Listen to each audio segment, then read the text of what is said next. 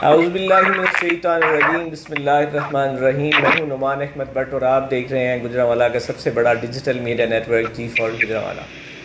नाज़रीन, काफ़ी टाइम हो चुका। मैं इस टाइम आपके सामने डीसी कॉलोनी गुजरांवाला की एक ख़बर लेकर हाजिर हुआ हूँ उन इन्वेस्टर्स के लिए, उन मेंबर्स के लिए, वो उन लोगों के लिए जिन्होंने डीसी कॉलोनी के एक्सटेंशन 3 में ख़ास तौर पर इन्वेस्टमेंट की हुई है और वो बहुत ज़्यादा परेशान है। और क्योंकि आए दिन नई से नई खबरें सामने आ रही हैं, जिनमें पहले भी आज से 2 माह पहले भी इस पर स्टे हुआ था, इसकी बेल्टिंग को रुकवा दिया गया था और उसके बाद दोबारा इसके ऊपर वर्किंग की। जो कोऑपरेटिव सोसाइटीज़ के जो डिपार्टमेंट है, जहाँ पे कोऑपरेटिव डिपार्टमेंट के जो सेक्रेटरी हैं उनकी तरफ से, रजिस्ट्रार की तरफ से और डीआर की तरफ से कुछ ऐसे लेटर्स और ऐसी खबरें आती रही जो हम आप तक पहुँचाते रहे। आज से 2 दिन पहले एक बात की सामने आई, हमें देखने को मिली कि एक लेटर डीसी कॉलोनी की तरफ से, उसकी इंतज़ामिया की तरफ से जारी किया गया, जिसमें उन्होंने ये कहा कि आज 7 तारीख को यानी मंडे वाले दिन सुबह 10 बजे के करीब यहाँ पे एक्सटेंशन 3 की बेल्टिंग की जा रही है। जो प्लाट्स जारी किए गए थे उनकी बेल्टिंग होगी और जो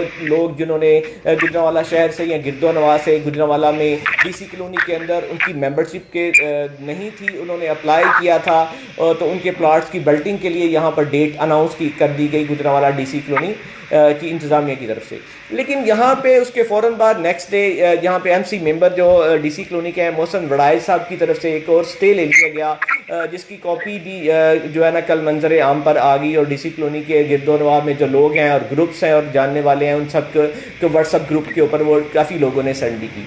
इसकी हकीकत क्या है और अभी तक उसकी क्या अपडेट्स हैं वो लेकर हम आपके सामने अभी हाज़िर हुए हैं। और मेरे साथ मौजूद होंगे मोहसिन वड़ाइल साहब, जिन्होंने इस स्टे लिया है, ये हुक्म इम्तनाही जो हासिल किया है सेक्रेटरी कोऑपरेटिव से, उनकी तरफ से उनके स्पोक पर्सन है अदरीस डार साहब, जो पहले भी हमारे प्रोग्राम में हमारे साथ आते रहे हैं। उसके साथ साथ डीसी कॉलोनी जो इंतज़ामिया है उसकी तरफ से जो डीसी कॉलोनी के मौजूदा जनरल सेक्रेटरी हैं आतिफ चीमा साहब, वो हमारे साथ होंगे और डीसी कॉलोनी गुजरांवाला के मेंबर हैं और बड़े एक्टिव मेंबर हैं राना इफ्तिखार साहब, वो हमें इस प्रोग्राम में इन तीनों लोगों ने ज्वाइन किया। जी अस्सलाम वालेकुम। जी, हम सबसे पहले जाएंगे अदरीस डार साहब की तरफ और उनसे पूछेंगे कि चूंकि वो मोहसिन वड़ाइल साहब को वो जो उनके स्पोक्स पर्सन है, और मुझे ये बताइएगा डार साहब, आपने ये जो स्टे अभी लिया है, हुक्म इम्तनाही लिया है यहाँ से रजिस्ट्रार से आपके, तो ये क्यों लिया गया है और क्या स्टांस है इस पे आपका?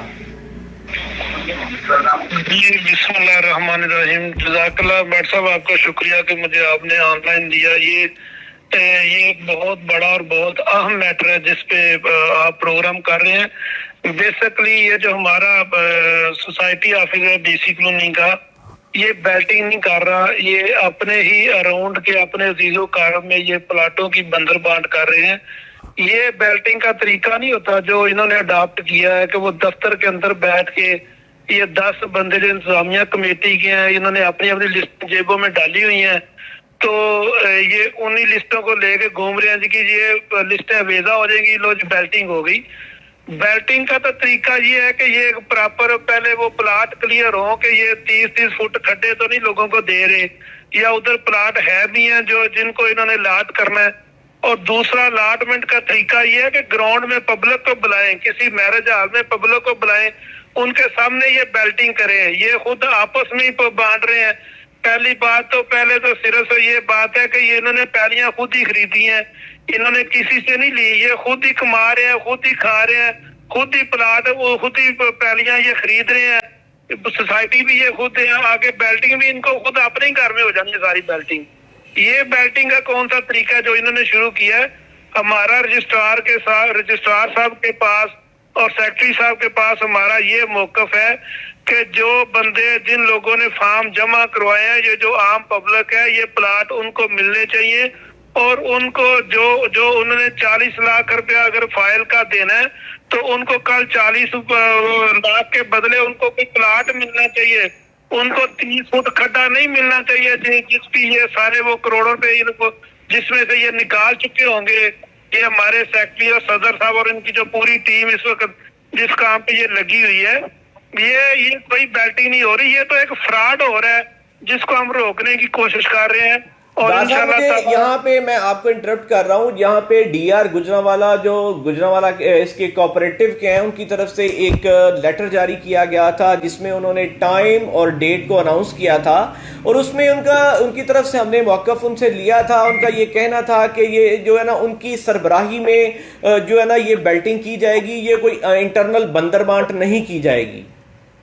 सर वो बिल्कुल इन्हीं का पार्ट है, वो तो वो जो आप अगर इंजीनियरिंग ब्रांच में या आप इसका वो ऑल ओवर चेक करें तो वो भी इन्हीं का ही पार्ट है। ये सारा उनकी रजामंदी से ये मामला हो रहा है। हमने इसीलिए तो हम रजिस्ट्रार के पास गए हैं कि उनसे स्टे लिया है कि जो हमारा जो गुजरांवाला ऑफिस है ये इंतजामिया के साथ मिला हुआ है। लेकिन रजिस्ट्रार साहब के पास तो ऑलरेडी एक स्टे मौजूद था, जो आपसे पहले कोई मोहम्मद इमरान साहब है जिन्होंने ये स्टे लिया था, तो फिर आपने दोबारा रजिस्ट्रार से एक कांटेक्ट किया या आपको ये जो है वो सेक्रेटरी की तरफ से वो स्टे दिया गया है? हमने बिल्कुल किया। हम उधर जुडिशियल ब्रांच में गए हैं और हमने उनसे जाके पूछा कि जी हमारा जो स्टे है उसका रजिस्ट्रार साहब ने क्या किया है, और जुडिशियल वाले बताते हैं जी वो फाइल रजिस्ट्रार साहब की गाड़ी में पड़ी हुई है। वो उन्होंने तो ऐसे ये उनका कोई पर्सनल मामला है कि जो फाइल ही उन्होंने अपनी गाड़ी में रख दी हुई है, हमें उसका कोई फैसला नहीं दिया गया। ये सोसाइटी वाले कहते हैं फैसला आ गया है, हमें नहीं दिया गया जिन्होंने रिट की हुई है। फैसला वो शायद अगर आया है या वो रजिस्ट्रार साहब की गाड़ी में है तो या इनकी जेब में है। अच्छा डॉक्टर साहब, यहाँ पे एक और चीज है, हम पिछले 2 दिन से जब से ये स्टे आया है हम मोहसिन वड़ाइद साहब से राब्ता करने की कोशिश में है, उनसे राब्ता भी हुआ, उन्होंने लेतोलाल से काम लिया, कभी अपने आप को किधर और कभी किधर हमें वो बताते रहे, और आखिरकार फिर उन्होंने हमें ये बताया कि इदरीस डार साहब जो हैं वो हमारे स्पोक पर्सन है, वो इसके ऊपर आपको मौक़िफ़ देंगे।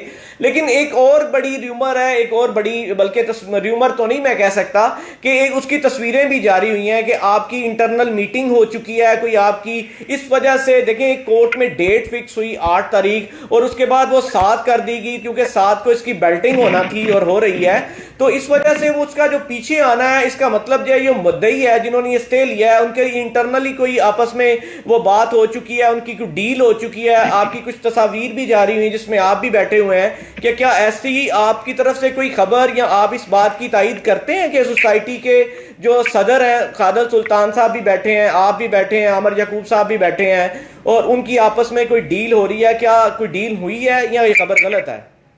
नहीं, ये खबर जो है ये 200% गलत है। ये स्टे से पहले का एक प्लान चल रहा था, दोस्तों की रिक्वेस्ट थी कि खालिद साहब जो है वो डीसी कॉलोनी, पूरी डीसी कॉलोनी के सदर हैं, हम उनसे मिल सकते हैं, उनसे हम ये मुतालबा कर सकते हैं। मैंने उनके साथ मीटिंग में ये मुतालबा किया है कि भाई हमने स्टेजों पे चढ़ के ये तकरीरें की थी कि आप सोसाइटी की बेहतरी के लिए कुछ करोगे, तो आप ये जो काम कर रहे हो ये सोसाइटी की बर्बादी का आप कर रहे हो। हमारी उनके साथ कोई ऐसी डील नहीं हुई। ये तो हम उनको किसी भी जगह किसी भी सोसाइटी में बैठ के किसी के घर में या दफ्तर में जाकर उनसे पूछ सकते हैं कि ये आप क्यों कर रहे हो। अगर हमारी कोई डील हो तो हम किस लिए स्टे में जाएं।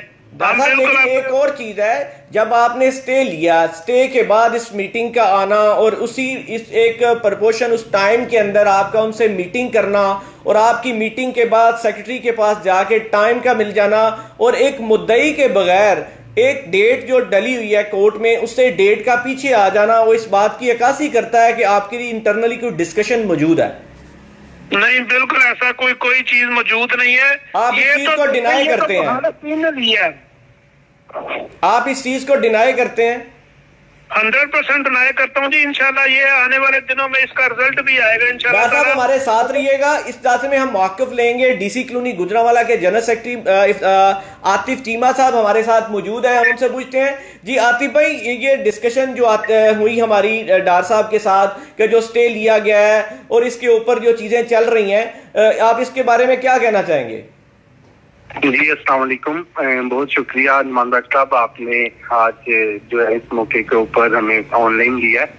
अदरीस डार साहब बड़े भाई हैं और इनसे हम बहुत सी चीजें सीखते हैं और हमारी इस्लाह भी होती है और पता भी चलता है। दूसरी ये बात जो अभी लास्ट में हो रही थी, खालिद सुल्तान साहब से इनकी मीटिंग हुई, तो उस बारे में तो मुझे नहीं पता उस मीटिंग में क्या हुआ। एक्चुअली मैं 2 दिन से जरा बीमार हूँ, घर पे हूँ, okay. तो जो है वो इस मीटिंग का तो मुझे नहीं पता। अलबत्ता जो है वो जो हमारा स्टे आया, ये जो डॉक्टर साहब कह रहे हैं, बिल्कुल मैं भी इनको मिलता हूँ, खालिद साहब भी मिलते हैं। हम हमारी जो है वो जो हो हमारी क्या कहेंगे उसको, मतलब पॉलिटिकली या हमारी जो है वो एंटी हो, हम एक दूसरे के, हमारी सोच अलग हो, इख्तिलाफ के राय हो किसी बात है, वो एक अलग मैटर है। लेकिन सोसाइटी है, सोसाइटी की बेहतरी के लिए जब भी मुझे बुलाया, जब भी खालिद साहब को बुलाया, जब भी उन्होंने मिलना चाहा तो तब मिलते हैं। तो जो है स्टे की जो बात है बगल, वो ये है कि स्टे आया था जो हमारे अवैस शबीर साहब हैं, उनके केस के ऊपर स्टे आया हुआ था। उसके बाद जो है वो स्टे खत्म हो गया और जो है हमने बैलेट अनाउंस कर दिया। यहाँ पे मैं आतिफ भाई आपको रोकूंगा, आप आगे भी चलिएगा। जो अवैस शबीर के ऊपर स्टे था, क्या वो खत्म हो गया या आपको इंटरम के ऊपर आपको बेल्टिंग की परमिशन हुई है? जी, हमें बेल्टिंग की परमिशन हुई है। इंटरम परमिशन हुई है, स्टे वहीं पे मौजूद है? नहीं, स्टे खत्म हुआ तो परमिशन हुई ना।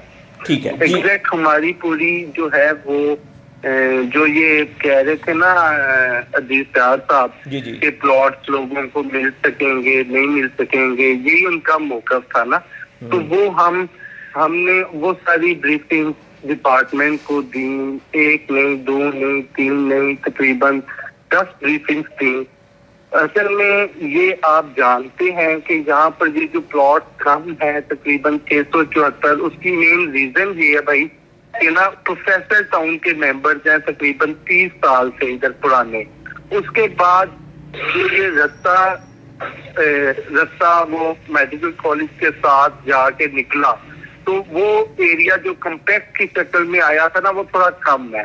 ठीक है, वो 2800 कनाल तकरीबन 2590 कनाल, वो जो 2590 कनाल है वो उसके अंदर तकरीबन 1500-1600 कनाल तो वो पुराना वाला एरिया, पुराने वाले मेंबर्स हैं जिनको हमने अपना वादा दिया था कि हमारी हर मुमकिन कोशिश होगी कि हम उनका मतलब इस टेन्योर में करें। अल्लाह ताला। एक तो प्रोफेसर टोन वाला था, वो ऑलरेडी आ चुके थे, उसके अलावा की बात कर रहे हैं? वो आ चुके थे। उसके बाद जो पिछले दौर में अभी जिस तरह मतलब डॉक्टर साहब कह रहे थे कि ये जमीनें लाए, खुद ही किए, तो वो ऐसे नहीं है। असल में ये जो 2590 कनाल में से जो 1200-1300 कनाल है ना, वो मेरे से पीछे 2018 का ना वो जमा हो चुका हुआ नक्शा उधर। सॉरी मेरी आवाज थोड़ी आपके उसमें क्लियर नहीं आ रही होगी, मेरी बुखार की वजह से ना जरा वो नहीं, आपकी आवाज बिल्कुल ठीक है आतिफ भाई। अच्छा, वो जो है ना 1300-1400 कनाल जो हमारी नया एरिया था ना, वो मेडिकल कॉलेज तक जाके निकल के उधर रास्ते में जा रहा था। उसमें मेरे से पहले 2018 तक का वो नक्शा जमा हुआ था। वो एक कम्पैक्ट की शक्ल, वो हमारे टेन्योर की जमीनें नहीं है। ठीक हो गया। उसके बाद वहां पर मेन तो वो 90-10 भी हुआ है। डॉक्टर साहब खालिद सुल्तान साहब को सपोर्ट करते हुए वो 90-10 में उन लोगों ने उसमें दे दिया था। भट्ट साहब को पीछे करते रहे हैं, हाजी अब्दुल सलीम भट्ट साहब को, तो उसमें भी वो 90-10 दिया हुआ उस एरिया को।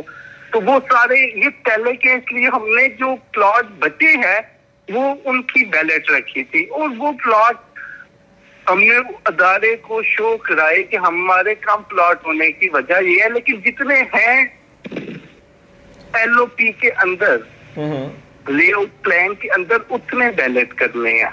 ठीक हो गया। डॉक्टर साहब मुझे ये बताइएगा चीमा साहब कि ये जो एक गोंदरा वाली साइड है, वहां पे डोगरा वाली साइड से पीछे जो नाला है, सेम नाला, जो उससे अगली साइड की जो ना पीपी में है, ना नक्शे में है, ना किसी और चीज में आती हैं, क्या वो चीजें भी, उनकी बेल्टिंग भी की जा रही है? नहीं भाई, बिल्कुल भी नहीं। असल में बेल्टिंग हो रही है सिर्फ और सिर्फ लेआउट प्लान के अंदर। जिस तरह आप जानते हैं कि हमारा फेज 1 में पहले 4 ब्लॉक थे। ठीक है जी। रावी, सतलुज, इंडस और झेलम। ठीक है। उसका एक पौधा लग गया, एक पौधा बाद में वो बांस की शक्ल इख्तियार करता हुआ, वो फिर खगान भी मिला, चिनाब भी मिला, फिर काबुल भी मिला, फिर नीलम की मंडी भी मिली, फिर आगे चले गए तो तवा, मेरान, बुलान। हमने भी ये कोशिश की कि हम कुछ तो वहां पर अपने पाँव जमाए ना। पहला जो कम्पैक्ट शक्ल है उससे डेवलपमेंट और उसके मेंबर को तो रिलीफ मिले, तो फिर आगे फर्दर जो है हम ये जो जमीनें ली गई हुई है बाहर की, इनकी कम्पैक्ट की शक्ल इख्तियार कर। लेकिन अभी कम्पैक्ट तो आप कर ही नहीं सके, पूरे एरिया को एक कम्पैक्ट पोजीशन में नहीं ला सके। इसीलिए जो फर्स्ट नक्शा, जो फर्स्ट कम्पैक्ट जो जीडीए में जमा था, जिसकी हमने 14 करोड़ का फीस जमा कराई है, जस्ट उसकी बेल्टिंग हो रही है। जो नक्शा आपने जमा करवाया है, जो जीडीए से अप्रूव हुआ है, जो चीजें नक्शे के अंदर आती हैं, पीपीपी के अंदर आती हैं, आप उन चीजों की बेल्टिंग कर रहे हैं, वो कितनी, उसकी क्वांटिटी कितनी है? वजन 674 प्लॉट है जिसकी अभी हम फर्स्ट फेज में बेल्टिंग कर रहे हैं। 674 प्लॉट है जो हमारे बैलेट के लिए अप्रूव्ड हुए हैं। अच्छा, दूसरी बात ये बताइए आतिफ भाई, ये देखें, एक बंदे ने स्टे लिया, हुक्म इम्तनाही के लिए अप्लाई किया, उसको सेक्रेटरी से स्टे मिल गया, लेकिन क्या मुद्दई के बगैर एक दिन पहले तारीख का आ जाना ये इस बात की अक्कासी नहीं करता कि आपने कोई आपस में कोई ऐसी बातचीत हो चुकी है? भाई मेरी नहीं डार साहब से या किसी से भी मुलाकात हुई और कोई बातचीत नहीं हुई। मैं बीमार हूँ, 2 दिन आपकी तरफ से आपके प्रेसिडेंट उस तस्वीर में मौजूद हैं जब जहां पे ये मुज़ाकरात हो रहे हैं, वो जो तस्वीर जारी हुई है वो ऐसी तस्वीर है कि जो स्टे के बाहर की है, यानी कि बाद की है। जिस तरह के कल आपकी सेक्रेटरी साहब से जो मीटिंग है वो 4 बजे के बाद होती है, 4 बजे से पहले और स्टे के बाद के दरमियाने पोर्शन के अंदर आपकी ये मीटिंग होती है और उसके बाद वो डेट वो पीछे आ जाती है। ये किस बात की अक्कासी करती है? अच्छा सर, मेरी जो सेक्रेटरी साहब से मीटिंग हुई है ना, वो ड्यू टू जुमा प्रेयर 3:15 तक वो ऑफिस आए हैं। उनके पास 2 चार्ज है, एक सेक्रेटरी स्पोर्ट्स का है और एक सेक्रेटरी कोऑपरेटिव का है। ठीक है, वो जुम्मा ब्रेक की वजह से मेरी 3:15 बजे मुलाकात उनसे होती है। ठीक है, और मेरा मौक़िफ़ उसके अंदर जो है वो सिर्फ और सिर्फ अपने मेंबर्स का तहफ़्फ़ुज़ है कि हमने बड़ी मेहनत की है। और जिस तरह स्टे जब मिलता है, अब आप उस स्टे के ऊपर आ जाए, मैं आपसे डिस्कस करता हूँ। देखिए, इन्होंने मौक़िफ़ इख्तियार किया, जो हमारे मौजूद मेंबरान हैं एग्जीक्यूटिव कमेटी के, मोहसिन सरफराज जाहिद साहब और नबी अहमद चीमा साहब, वो तो हमारे सोसाइटी की कमेटी के मेंबरान हैं। अजीज शाह साहब हैं उसमें, और साथ उनके भाई वगैरह है, वो तो राइशी मेंबरान है। अजीज शाह साहब एक्स मेंबर हैं। अच्छा, इन्होंने जो मौक़िफ़ इख्तियार किया उसके अंदर, उस मौक़िफ़ को मैंने वहां पर, इनको भी तो स्टे हमारी गैर मौजूदगी में मिला था ना जी, हमारी गैर मौजूदगी में मिला था, जुमेरात वाले दिन मिला था। ठीक हो गया, ठीक है। हमारे बैलेट के ऊपर 8 तारीख डाल गई थी। ठीक है, तो जो है हमें तो वो स्टे नहीं खत्म हुआ इनकी गैर मौजूदगी में। इनको पूरा मौक़िफ़ मिलेगा, इनको पूरा टाइम मिलेगा अपना एक्सप्लेन करने में। लेकिन एक दिन पहले क्यों वापस, मतलब उसको चेंज क्यों किया गया, इसकी क्या वजह थी? भजन ये तो मुझे नहीं पता, लेकिन आतिफ भाई मैं आपकी तरफ दोबारा आऊंगा, आप हमारे साथ रहिएगा। मेरे साथ तीसरे जो मेंबर मौजूद हैं, राना इफ्तिखार साहब हैं, जो मेंबर हैं और बड़े एक्टिव मेंबर हैं और पॉलिटिकली भी बहुत ज्यादा इन्वॉल्व रहते हैं चीजों में, और आने वाले दिनों में भी हम देख रहे हैं कि वो पॉलिटिकली बहुत एक्टिव हैं, हर चीज में बड़े इन्वॉल्व हो रहे हैं। उनसे उनका मौक़िफ़ जानने की, उनसे इस बारे में राय लेने की कोशिश करेंगे। राना साहब बताइएगा कि ये जो आपने दोनों मेरे पास मेहमान थे उनकी बातें सुनी, मुझे ये बात बताइएगा कि क्या आप इस बात को समझते हैं कि एक मुद्दई के बगैर एक दिन पीछे आ जाना तारीख, इन दोनों की तरफ से जो मौक़िफ़ तो आपने सुना, आप इस बारे में क्या राय रखते हैं? बिस्मिल्लाहिर्रहमानिर्रहीम। मेहमान साहब बहुत बहुत शुक्रिया आपका, और दीगर जो आपके साथ मेहमान मौजूद है, अभी डार साहब और आतिफ साहब। मैं दोनों भाइयों का मौक़िफ़ सुन रहा था। मैं पहले आता हूँ आतिफ साहब की तरफ के उनके दिल में जितनी हमदर्दी है इस मुल्क कौम की और इस डीसी कॉलोनी की, मैं लंबी चौड़ी बात तो नहीं करूंगा, मैं ना ही आपका टाइम जाया करना चाहता हूँ, और वो कह रहे हैं मेरी तबीयत सही नहीं है तो मैं उनका टाइम भी ज्यादा नहीं लेता। तो मैं सिर्फ उनसे ये पूछना चाहता हूँ, आपने जो इतनी लंबी गर्दान सुना दी कि वो खालिद साहब के जमाने में हुआ, अमजद सलीम भट्ट के जमाने में हुआ, तो बेसिकली जो एक्सटेंशन 3 है इसके खालिक जो है वो कैप्टन खालिद सुल्तान साहब हैं। उसके बाद उन्होंने कुछ बाइंग की यहाँ पे ऊपर प्रोफेसर टाउन की सूरत में।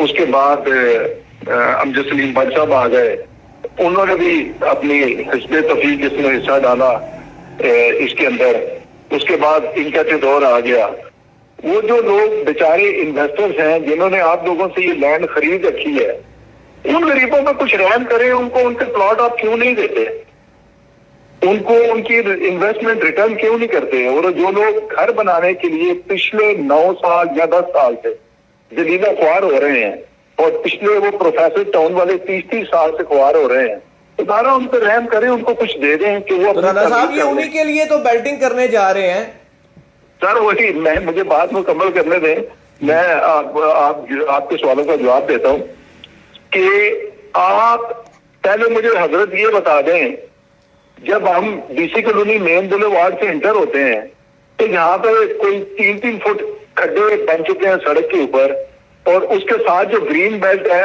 वहां पे ट्रैक्टर ट्रालियां खड़ी हो के वो ऐसे लगता है कि हम डीसी कॉलोनी में एंटर नहीं हुए, हम किसी बद्दोमली गांव में एंटर हो गए।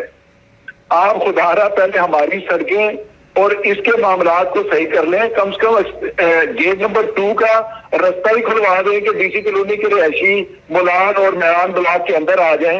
आप तो बहुत दूर चले गए मोहतरम, आप तो एक्सटेंशन 3 और गांव में खोलने चले गए, जहां अभी वहां के प्रॉपर लोगों के पास जरूरियात जिंदगी की सहूलियात ही मैसर नहीं है, जहां पे आप एक नई दुनिया बसाने जा रहे हैं। एक्सटेंशन 3 जो है वो बेसिकली ये तीनों टेंडोर के अंदर एक बेसिकली बहुत मेगा करप्शन है और एक मेगा स्कैंडल है, जहां पे सफेद पोश लोगों को ये अपनी सफेद पोशी से सादा लोगों को लूट रहे हैं। ना तो उसका कोई वजूद है, ना जो बेल्टिंग है बतौर अदरीस डार साहब के।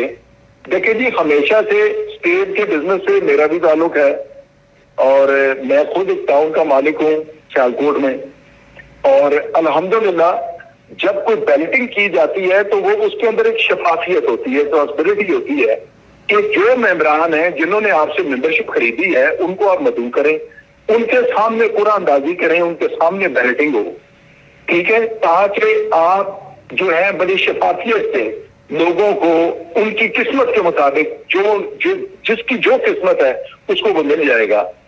जो आप बैलेटिंग कर रहे हैं उनकी तो ऑलरेडी पहले ही आपने एक स्केच बना लिया है, जिसके अंदर वो मैं पंजाबी की मिसाल देता हूं कि अन्ना बंदे रेवड़ियां तो मुड़ मुड़ अपने हाथ। राणा साहब यहाँ पे मैं आपको इंटरप्ट करूंगा माजरत के साथ। क्या आतिफ भाई आप जिस तरह की वो बेल्टिंग कर रहे हैं, कम से कम सबसे पहले तो ये कॉन्सेप्ट क्लियर होने चाहिए कि आपका बेल्टिंग का तरीकाकार क्या है? जी भाईजान, बिल्कुल बिल्कुल मैं आपको बताता हूँ, ऐसी कोई भी नहीं है, ये एक गलतफहमी की बुनियाद के ऊपर बात कर रहे हैं।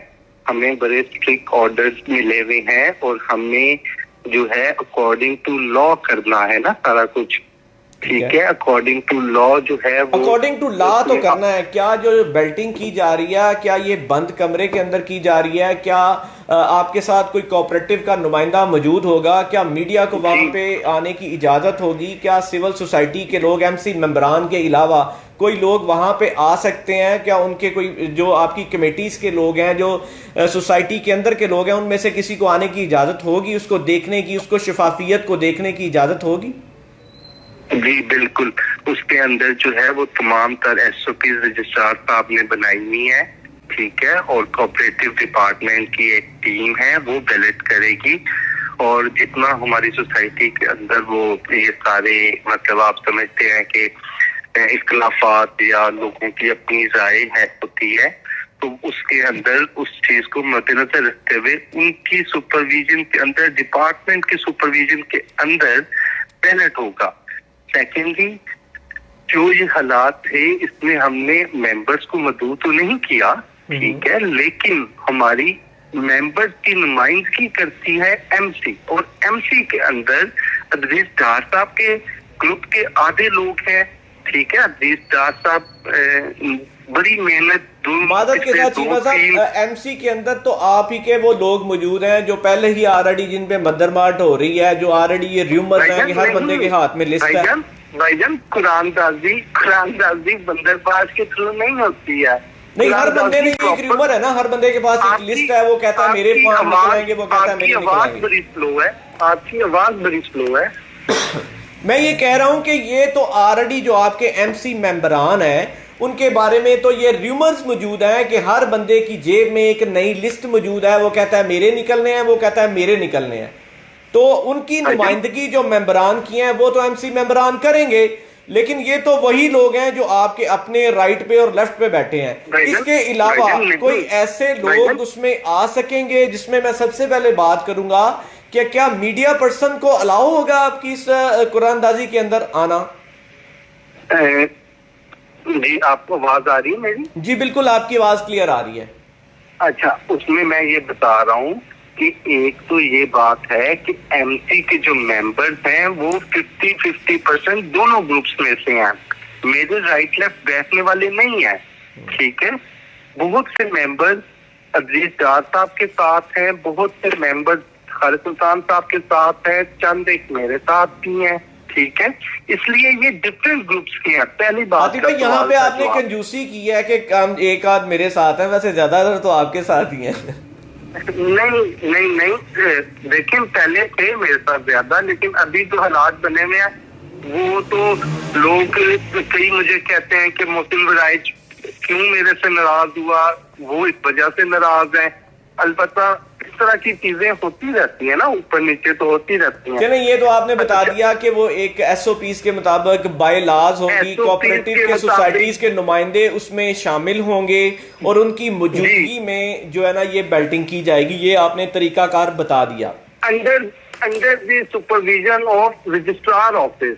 ठीक है, under the supervision of registrar office वो करेंगे। ठीक है, सारी रिकॉर्डिंग होगी, सारा कुछ होगा, ऑन कैमरा होगी जी, ऑन कैमरा होगी ना जी, वो रिकॉर्डिंग कैमरे से भाईजान होगी ना। अच्छा, मैं आऊंगा राना साहब की तरफ। राना साहब मुझे ये बताइएगा कि क्या आप इसको किस नजर से देखते हैं कि एक तरफ स्टे आता है और दूसरी तरफ स्टे के बाद जी आते भाई आप थोड़ा सा मोबाइल सीधा कीजिएगा, सॉरी आवाज थोड़ी स्लो आ रही है। आपकी आवाज बिल्कुल ठीक आ रही है मुझे जी, अब आ रही है जी। मैं राना साहब की तरफ जाऊंगा। मुझे राना साहब ये बताइएगा कि मैं उस स्टे पे जाऊंगा कि एक दिन पहले आ जाना स्टे की डेट का मुझे, और जब स्टे आएगा, स्टे आया है, स्टे के बाद अगले दिन जब एक डेट पीछे आई है उसके दरमियानी जो टाइम है, वक्फा है, छोटा सा प्रोपोर्शन था एक दिन का या आधे दिन का,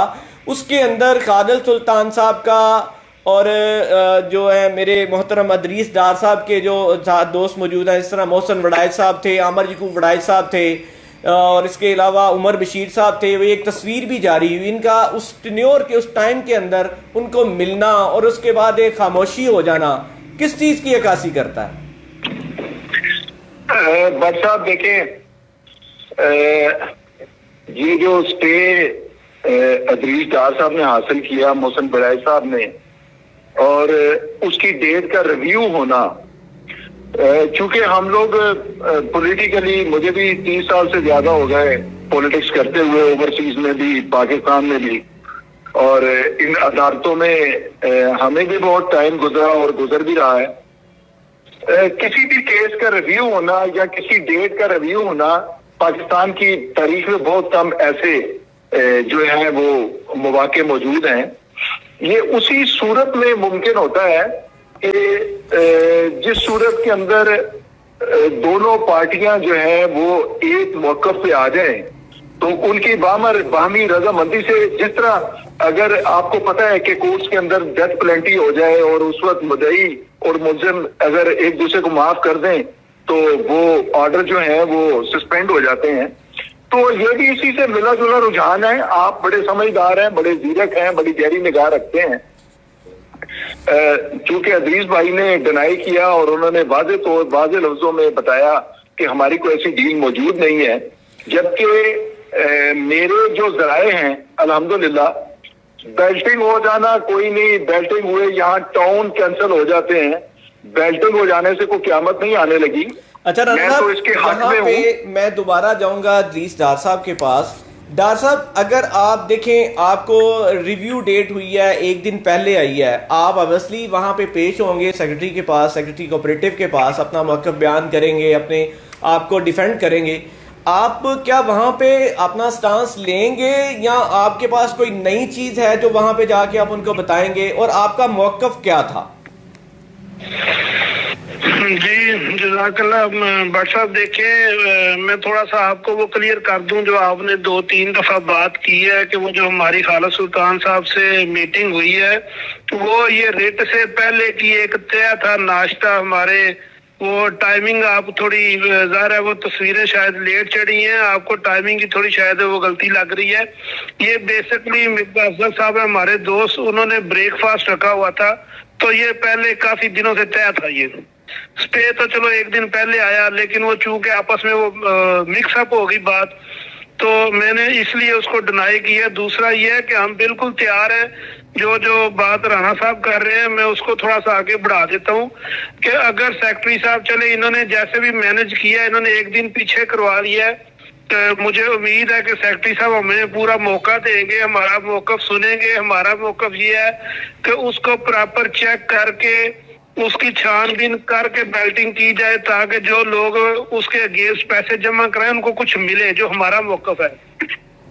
अगर हमें सेक्रेटरी साहब ने अच्छे तरीके से उन्हें हमें ना सुना, उन्होंने बेल्टिंग की इजाजत दे दी, जिसका कि हमें ये एक डाउट है, तो मैं इंशाल्लाह ताला आपको ये ऑनलाइन बता रहा हूँ कि मैं बिल्कुल कोई भी टाइम जाया किए बगैर, अगर बेल्टिंग हो जाती है, रुक जाती है, मैं इंशाल्लाह हाई कोर्ट में जाऊंगा, और मैंने इस मामले को इंशाल्लाह ताला ये को हाई कोर्ट में लेके जाना है कि ये, चूंकि मैं ये समझता हूँ, मेरे पास ये इसके बकायदा प्रूफ है, मेरे पास ये, हमारे पास रिकॉर्डिंग मौजूद है। जिस अमले की आप बात कर रहे हैं ना, ये जो एसओपी बता रहे हैं कि जो अमले की निगरानी में होना है, अमले के पास भी लिस्टें हैं जो उनको प्लाट मिलने हैं, और जितनी अमाउंट गई हुई है, हमारे पास दफ्तर के लोगों की बातें मौजूद है हमारे पास, के कितने पैसे हैं जो है ना वो ये ऑफिस में गए हैं, डीआर ऑफिस में। डार साहब, आपके जराए बड़े स्ट्रॉन्ग हैं, आपके पास खबरें जो हैं बहुत, मुझे लगता है, मुस्तनद हैं।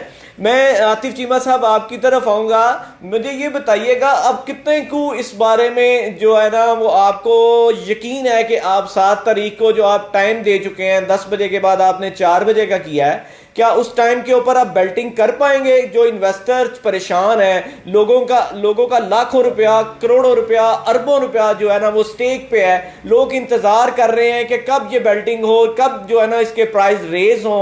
तो जो लोगों ने इतनी इन्वेस्टमेंट की हुई है, आप उनको सिक्योर करने के लिए जो कर रहे हैं, क्या मुझे ये बताएं कि आप मंडे को 7 तारीख को 4 बजे बेल्टिंग कर पाएंगे? जी नुमान भाई, इसमें मैं यही कहूँगा कि मेरी तमाम दोस्तों से, भाइयों से, सबसे अपील है कि दुआ करें, अल्लाह ताला जो है वो आसानियाँ पैदा करें और हम जो है वो एक अच्छा कदम लेने की तरफ जाएं। दूसरी चीज़ है, मेरी इफ्तार साहब से भी रिक्वेस्ट है, आप मेरे बड़े भाई हैं और खुदारा जो है वो प्लीज इसको होने दें, और इससे सोसाइटी का भला है। सोसाइटी के आपके फोरम से मैं ये बताना चाह रहा हूँ इफ्तार साहब को कि हमने सोसाइटी के अकाउंट से, आपके नॉलेज में है कि हमने जीडीए की 14-15 करोड़ रुपया फीस पे की है। हमारे हालात इस तरीके के नहीं है। यहाँ पर प्रोफेसर टाउन के लोग हैं, प्रोफेसर टाउन के 30 साल पुराने लोग हैं, मैंने उनको प्लॉट अलॉट नहीं किए हुए हैं। साहब यहाँ पर 2018 का ये नक्शा जमा है, यहाँ पर ये जो प्लान है, अगर ये बैलेट हो जाता है, एक पौधा लग जाता है, सड़कें डेवलप होना शुरू हो जाती है। पूरे पाकिस्तान में आप बता दें कि कोऑपरेटिव सोसाइटी पंजाब में, मुझे पंजाब कोऑपरेटिव में कोई बता दें जो इस स्टेज तक इन हालात में जा रही है। प्राइवेट सोसाइटीज को छोड़ दें, कोऑपरेटिव गवर्नमेंट की सोसाइटी कौन सी बेहतरी की तरफ जा रही है, लोगों को आसान किस्तों में प्लॉट देने की तरफ जा रही है, सिर्फ हमारी सोसाइटी है। तो आप सब भाई जो कि ये पॉलिटिकली इस चीज को लेते हैं, मेरी आप सबसे ये रिक्वेस्ट है कि पॉलिटिकली आप ये सोचते हैं कि शायद मैं मजबूत हो जाऊंगा, तो भाई शायद मेरा अगला इरादा ही ना हो। मैंने किस चीज से मजबूत होना है कि मुझे फेमस हो जाऊंगा, मैंने अलॉटमेंट करा ली। देखो कल की चीज है, कल किसने देखी है, आज हम आए हैं, हम सारे मिलकर लोगों के दिलों में ये बात मौजूद है और ये बात शायद लोगों के दिलों के बाद जुबान पे भी आ चुकी है कि आतिफ चीमा साहब इसलिए ज्यादा विलिंग है और ज्यादा तगोदो कर रहे हैं कि चूंकि वो बेल्टिंग करेंगे उसमें वोटर्स की तादाद ज्यादा होगी और उनको उससे कोई कुशन मिलेगा और वो अपने नेक्स्ट इलेक्शन को वो पक्का करने की कोशिश कर रहे हैं। भाईजान बात ये है कि एक तो बड़े अच्छे अच्छे यहाँ पर हमारे दोस्त बाप सारे पॉलिटिकल मौजूद हैं, ठीक है। मैं पॉलिटिकली कोऑपरेटिव सोसाइटीज के इलेक्शन में इंटरेस्टेड नहीं था, मैं तो जस्ट एक इलेक्शन सीखने के लिए आया हूँ, ठीक हो गया। पॉलिटिक्स सीखने के लिए आया हूँ। यहाँ से कुछ और सीखेंगे या इसके बाद कोई और सीट किसी और सीट पे इलेक्शन लड़ेंगे? अगर मेरे भाई मुझे मौका देंगे तो, अगर तो ये नाराज भी रहेंगे तो फिर मैंने इधर आके क्या करना है। इसका मतलब है इसमें अगर मौजूद है और आप दोबारा इलेक्शन लड़ेंगे। मेरे पास टाइम थोड़ा सा कम है, मैं सिर्फ अपने व्यूअर्स को सुबह से मैं बीमार हूँ, अब आप ही आए हैं हमारे पास तो हम बातें सारे मिल बैठ के कर रहे हैं, थोड़ा सा टाइम हम लोगों को देना, हम लोग अपने गिले शिकवे दूर करें। राना इफ्तिखार साहब हैं, नाराज रहते हैं, मेरे सर सारी नाराज हो गए हैं, आप जानते हैं सारी नाराज है। देखिए कोई ना कोई ऐसी चीज मौजूद है जिससे नाराजगी है, नाराजगी दूर करने के लिए बहुत से चीजें ऐसी होती हैं, पता नहीं मुझे तो समझ नहीं आती कि इस डीसी कॉलोनी में है क्या। हर बंदा नाराज भी होता है, स्टे भी आ जाता है, सोसाइटी भी जाती है, कोई कहता है पिछली कुछ कर गई है, कोई कहता है नहीं कुछ कर गई है। यहाँ पे व्यूअर्स मैं आपको ये बात बताता चलूं, मेरे साथ 3 मेहमान मौजूद थे जिनमें अदरीस डार साहब थे जो कि जिनकी पार्टी की तरफ से या जिनके स्पोक्स पर्सन से मोहसिन वडाई साहब की तरफ से ये मौजूद थे। उनका कहना था कि हमने स्टे हासिल किया है लेकिन हमारी कोई इंटरनली कोई डील नहीं हुई है, हम अपने स्टे पे कायम है। अगर एक दिन पहले तारीख को लिया गया है तो हम उसके ऊपर क्लोज करने से पहले नुमान साहब टाइम चाहिए, बातें और करनी है। जी बताइएगा जी। आतिफ चीमा साहब बताइए, 1 बाय 1 करने जरा मुझे टाइम दें। जी राना इफ्तिखार साहब आप बताएं, आप क्या कहना चाहते हैं? जी मैं ये कहना चाहता हूँ कि जो पॉलिटिकल वार होती है, आतिफ चीमा साहब, पॉलिटिक्स के अंदर जो है वो इस तरह की विक्टिमाइजेशन होती रहती है। पॉलिटिकली हम आपके हरीफ नहीं है और ना ही हमारा आपका कोई ऐसा पॉलिटिकली आपके साथ कोई फाइट है। हम बेसिकली फ्रीडम फाइटर हैं और जो हमारी सोसाइटी के फंडामेंटल राइट्स हैं, हम उस हकूक की जंग लड़ रहे हैं आपके खिलाफ, क्योंकि आपका हमने साथ दिया था। जो हमारा ग्रुप था, जिस ग्रुप को हमने सपोर्ट किया था, फाउंडर ग्रुप को, जिसके बलबूते पे आप यहाँ पे मुंतखब होके आए थे, हमें जितना भी ग्रुप आपका इस वक्त काम कर रहे हैं, लैंड कन्वीनियर, नायब सदर, सेक्रेटरी, सदर, फाइनेंस, व्हाटएवर जो भी है, मैं जाती तौर पे पॉलिटिकली जंग लड़ी जाती है। आपका किसी भी जमात से ताल्लुक हो, मेरा किसी भी जमात से ताल्लुक हो, उसके लिए एक अलग प्लेटफॉर्म है मोहतरम। जहां तक डीसी कॉलोनी की बात होगी, डीसी कॉलोनी में हर उस मकाम पे मैं आपको टफ टाइम दूंगा, चाहे खालिद सुल्तान हो, चाहे हाजी अमजद सलीम भट्ट हो, चाहे कोई भी मेरा भाई हो, उसको मैं टफ टाइम दूंगा इस सोसाइटी के लिए, क्योंकि ये सोसाइटी मेरा घर है, मैं यहाँ रहता हूँ। इसके बारे में इसका तहफ़्फ़ुज़ करना, इससे दो चार मुश्किलात इसके पॉइंट रेज करना। मुझे मोहतरम ये जो आपने भी बैलेटिंग का तरीका निकाला है, एक तो मैं आपको ये क्लियर करता चलूं, जो आपके सब रजिस्ट्रार साहब हैं वो अपने आप को बिल्कुल बरगुल जमा ना समझे। अदरीस डार साहब ने मेरी बात मुंह से छीन ली, मेरे वो भाई है बड़े। हमने हमेशा हर प्लेटफॉर्म के ऊपर इस डीसी कॉलोनी के लिए जंग की है और आगे भी करते रहेंगे मिलके। मैंने वो तमाम नुमान भट्ट साहब फोन कॉल्स आपको चीमा साहब को भी इस चीज का पता है कि मेरी अप्रोच कहाँ तक चलती है अल्हम्दुलिल्लाह, और मैंने रिक्वेस्ट करके अपनी उस अप्रोच को यूज किया है। तो वो मैंने सारा रिकॉर्ड ले लिया है, जो सेक्रेटरी साहब की बात हुई, राना शकूर साहब की साथ बात हुई, जिस मिनिस्ट्री से बात हुई, तो वो सारी फूल्स क्लास वो मैंने डाटा हासिल कर लिया, क्योंकि वो अब हम हाई कोर्ट में लेके जाएंगे। तो देखिए वहाँ अल्हम्दुलिल्लाह अल्लाह की लाठी बड़ी बेआवाज है, वहाँ जस्टिस हो रहा है, बड़े बड़े अच्छे हमारे जजेस साहबान बैठे हुए हैं। तो वहां पे इस चीज को इंक्वायरी करेंगे, कौन सा मिनिस्टर सस्पेंड होता है, कोई सेक्रेटरी सस्पेंड होता है, बहाल होता है, क्या होता है, हाई कोर्ट के अंदर इसको लेके जाएंगे। चलती रहती है ना, कोई सेक्रेटरी सारी चीजें रहेंगी। आतिफ भाई मुझे आपका ये राणा साहब मुझे 2 मिनट बाद मुकम्मल करने दें, सिर्फ 2 मिनट दे दें सर प्लीज। तो इसको हम हाई कोर्ट में लेके जाएंगे। मैं बैलेटिंग के खिलाफ नहीं हूं कभी भी, लेकिन उस बैलेटिंग के हक में हूं जहां ग्राउंड रियलिटी हो, जिसको सर्वे किया गया हो कि ग्राउंड के ऊपर लेवल प्लॉट से ये जगह मौजूद है, इतने स्क्वायर फुट है, इतने कनाल है, इतने 100 एकड़ है, जिसकी ग्राउंड रियलिटी मौजूद हो, उस जगह को बैलेट किया जाए। और बैलेटिंग का तरीका ये नहीं होता, बैलेटिंग का तरीका ये है कि बैलेटिंग चोरी नहीं की जाती। बैलेटिंग करने के लिए पूरे शहर के अंदर आपके पोस्टर लगे होने चाहिए, आपके बैनर्स लगे हुए होने चाहिए, पूरी डीसी कॉलोनी को पता होना चाहिए, और डीसी कॉलोनी के वो लोग जिन्होंने ये प्लॉट्स लिए हुए हैं, चाहे 30 साल पुराने लिए हुए हैं, ठीक है, 30 साल जो पुराने हैं उसका जिम्मेदार खालिद सुल्तान होगा, हाजी अहमद सलीम भट्ट होगा, आप होंगे, ठीक है। जिन लोगों ने अभी आपसे फार्म हासिल किए हैं, मैंने वो सारी जगह सर्वे की हुई है, वहां पे नया शहर आबाद करने की बजाय जरूरियात जिंदगी की वो बुनियादी चीजें ही नहीं है जो आने वाले 100 साल में भी आप प्रोवाइड कर सके। मैं सबको जानता हूं कि कौन कितना बड़ा डेवलपर है और कितनी बड़ी डेवलपर पार्टियां आपने वहां लगाई हुई हैं।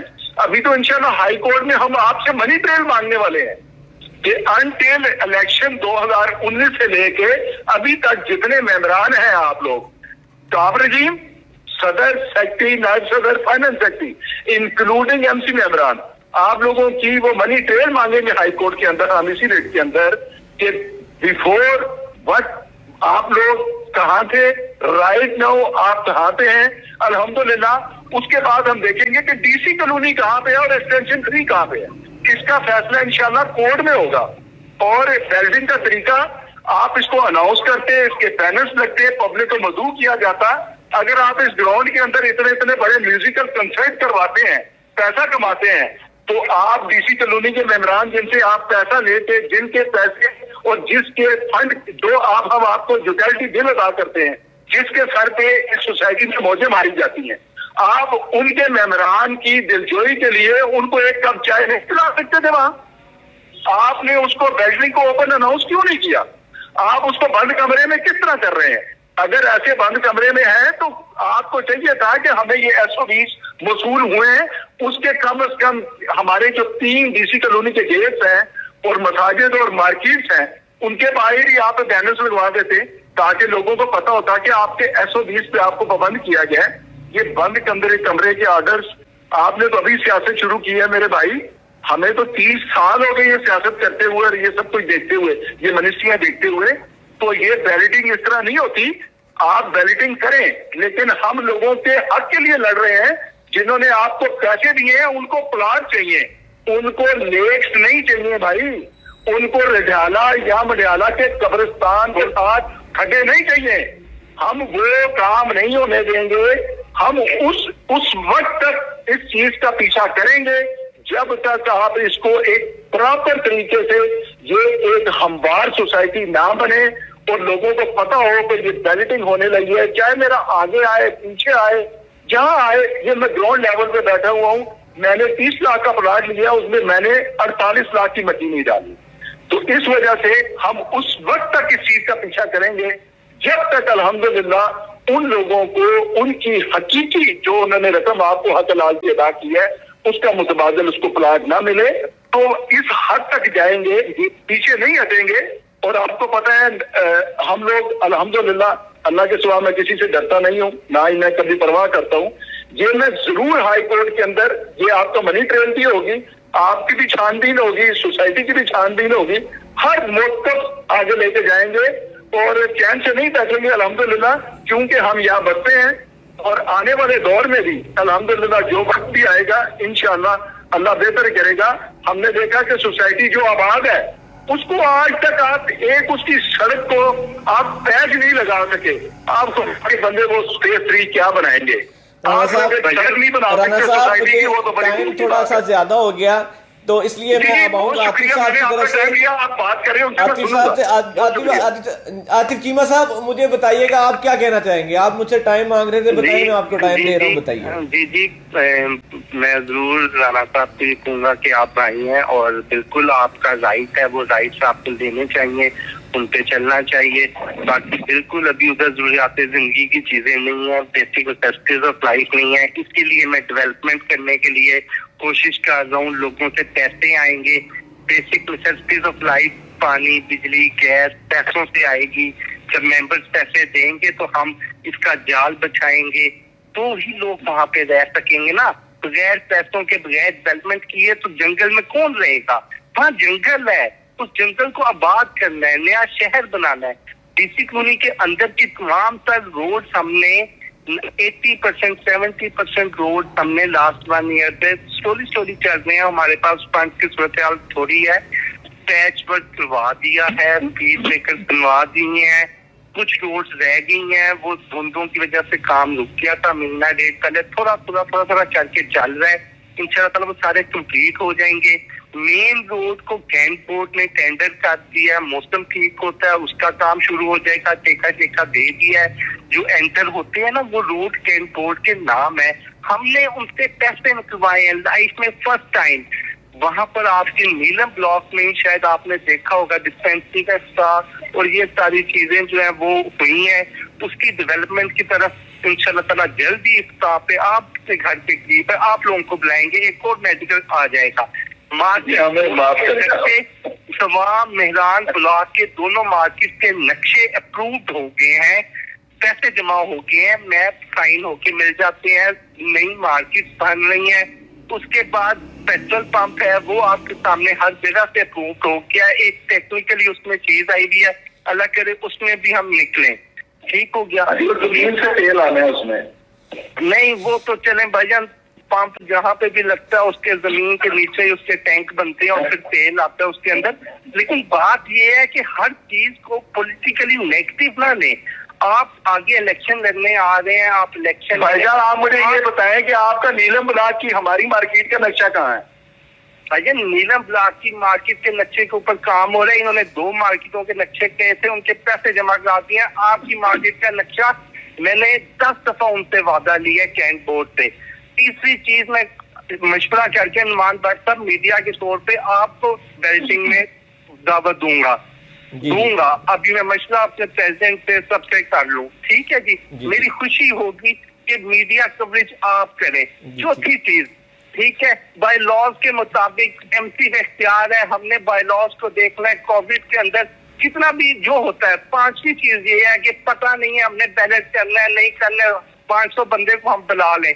अखबारों में इख्तियार दिए हैं, एड दिया है, उसका जो है पीछे से हम करते आ रहे हैं। बैलेट की डेट टाइम फाइनल हो नहीं पा रही है। हम तो कोशिश करते हैं कि सबको बुलाएं, हमें तो आपकी वजह से मुश्किल आ रही है कि पता नहीं कर पाते। आप एक टांग लाहौर में होगी, दूसरी टांग इधर होगी कि इधर पहुंचना है, ये भी इंतजाम देखने हैं। जिन मेंबर्स को मिलना है उनके लिए मतलब जो कर सकते हैं वो सारा कुछ मतलब वहां पर सारे काम देखने हैं। तो ये है कि हमारे खुद चीजें क्लियर नहीं है ना कि हम बैलेट की तरफ जाएंगे कि नहीं जाएंगे।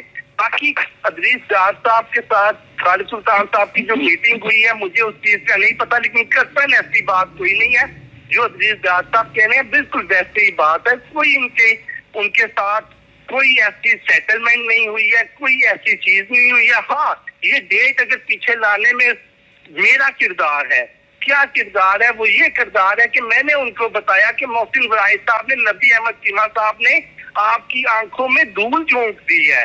कैसे? वो सारे डॉक्यूमेंट्स जो ये हकायक के ऊपर मबनी नहीं है वो मैंने उनको दिखाए जाके। हकायक के ऊपर मबनी नहीं है उनका, तो अगर इनको बैलेट के ऊपर मैंने एजेंडे का इतराज लगाया है, तो वो उसका बैलेट का जो है वो करते रजिस्ट्रार साहब की अदालत में जाना था। वो मैंने उनको सेक्रेटरी साहब को ब्रीफ किया है कि सर हमने बड़ी मेहनत की है, आप हमें मौके के ऊपर टाइम दें, आप हमारा मतलब प्लीज इसको मौके के ऊपर आप करें। तो उनकी जो है उन्होंने जो मोहसिन राय साहब, नबी अहमद चीमा साहब ने, हमारे मौजूद एग्जीक्यूटिव मेंबरान ने जो डॉक्यूमेंट्स उनके आगे रखे थे, मैंने उसके जवाब में जो पेपर्स दिए हैं उसके ऊपर देखते हुए उन्होंने कहा कि नहीं इनका राइट बनता है, लेकिन मौका दोनों पार्टीज को कटहरे में मिलेगा अपनी बात समझाने का, अपनी बात दिखाने का। उनके अब ये तो नहीं हो सकता ना कि उनकी गैर मौजूदगी में, तो फिर मैंने रिक्वेस्ट की कि आप 8 तारीख को कह रहे हैं सर प्लीज लोगों के लिए, ये मेंबर्स की लड़ाई है, ये मेंबर्स की पैसा है, हम अगर डेवलपमेंट नहीं करते हैं 14 करोड़ लिख के दे दें, कौन जवाब दे? 14 करोड़ 15 करोड़ जो हमने दिया, जो हमने दिन रात मेहनत की है उसका लिख के दे दें, कौन जवाब दे होगा? कौन सा सरकारी बंदा जवाब दे होगा? सरकारी सोसाइटी है। तो ये बात है, कोई भाई आपकी तरफ से आपका मौक़िफ़ आ गया, कोई कमिटमेंट नहीं है, कोई कमिटमेंट नहीं है, कोई अंडरटेबल बात नहीं है, कोई सेटलमेंट नहीं है। भाई ये आपका मौक़िफ़ आ गया, राना साहब का भी मौक़िफ़ आ गया। अब हम चलते हैं इदरीस डार साहब की तरफ। जी डार साहब आपकी बारी है, आप बताइए आप क्या कहना चाहते हैं। नुमान बात साहब सिर्फ 30 सेकंड प्लीज प्लीज। नहीं राना साहब टाइम बहुत ज्यादा ले लिया ऑलरेडी आप।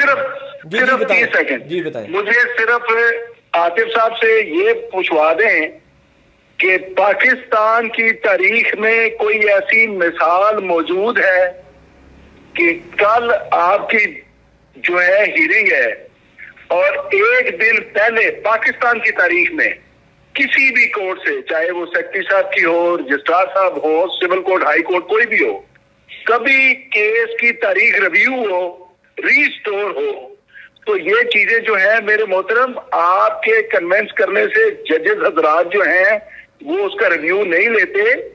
हम इस बहस में चूंकि टाइम कम है नहीं जाते मेरे मोहतरम, हम उसकी बहस में नहीं जाते।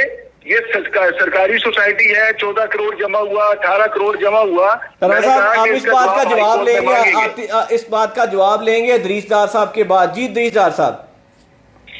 जी जज़ाकल्लाह डॉक्टर साहब। देखें बात तो ये है कि चले ये जो बात बार बार की जा रही ना कि रिव्यू कैसे हुआ, ये चले शायद वो जुबान पे नहीं आ रहा, पता शायद सबको होगा। आतिफ चीमा साहब क्यों इस चीज की गवाही दे रहे हैं कि उनकी मुलाकात इस सिलसिले में नहीं हुई? मतलब वो किस ओन के ऊपर ये बात कर रहे हैं? जी दारा साहब मुझे मौका दे, मैं कंप्लीट करूं फिर आप।